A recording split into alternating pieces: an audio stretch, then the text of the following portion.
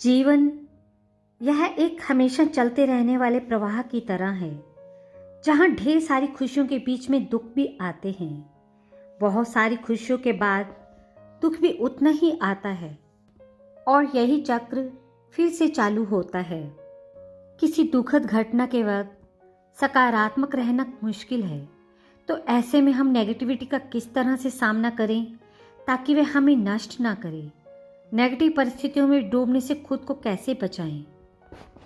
जो दुखद घटनाएं घट चुकी हैं उन्हें बदला नहीं जा सकता।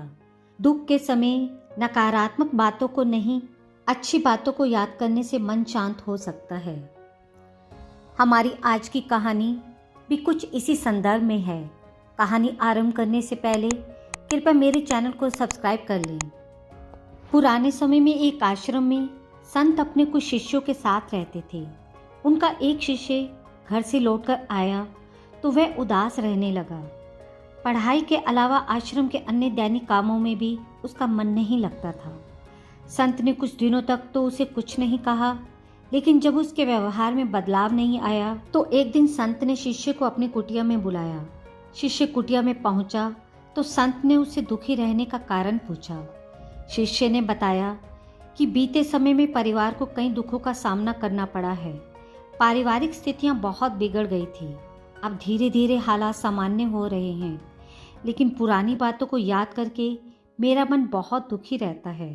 संत ने कहा, तुम बैठो, मैं तुम्हारे लिए नींबू शरबत बनाकर लाता हूँ। संत ने नींबू शरबत बनाया और उसमें जानबूझकर शक्कर कम और नमक ज़्यादा डाल दिया। संत ने शिष्य को पीने के लिए शरबत दिया। शिष्य ने जैसे ही शरबत का पहला घूंट पिया तो उसने अजीब सा मुंह बना लिया। संत ने उससे कहा कि क्या शरबत अच्छा नहीं है? शिष्य बोला कि गुरुजी, इसमें नमक ज़्यादा हो गया है। संत बोले कि ठीक है, इसे फेंक दो, मैं दूसरा शरबत बना देता हूँ। शिष्य ने कहा कि नहीं गुरुजी, इसे फेंकने की ज़रूरत नहीं है। इसमें नमक ज़्यादा है तो इसमें थोड़ी और शक्कर मिला देते हैं, जिससे इसका खारापन कम हो जाएगा। ये बात सुनते ही गुरु ने कहा कि मैं तुमसे यही जवाब सुनना चाहता था। इस शरबत में ज़्यादा नमक हमारे जीवन के दुखों की तरह ही है। जब हमारे जीवन में दुख देने वाली घटनाएं घटित होती हैं तो हम उन्हें बदल नहीं सकते हैं। जैसे इस शरबत में मिला हुआ ज़्यादा नमक हम निकाल नहीं सकते।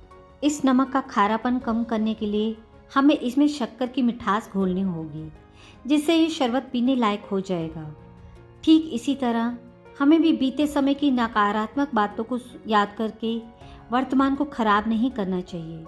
हमें सकारात्मक बातें सोचनी चाहिए, जिससे हमारा दुख कम हो सके।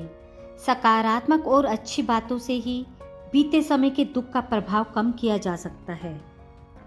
दुख देने वाली पुरानी बातों के बारे में सोचते रहने से हमारा वर्तमान खराब होता है, मन अशांत रहता है।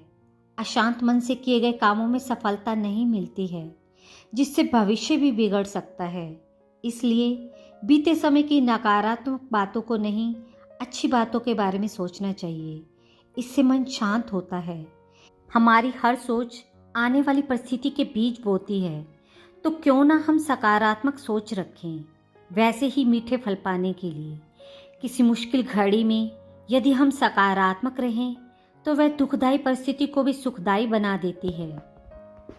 जब हमारा मन पॉजिटिव होगा तब हमें दिव्यता का अनुभव होगा, क्योंकि सकारात्मकता वह निर्मलता की निशानी है और मन की निर्मलता वही परम सुख है।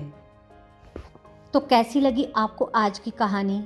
अपनी प्रतिक्रिया और विचार कृपया नीचे कमेंट बॉक्स में दें और मेरे चैनल को सब्सक्राइब और वीडियो को लाइक करना ना भूलिएगा।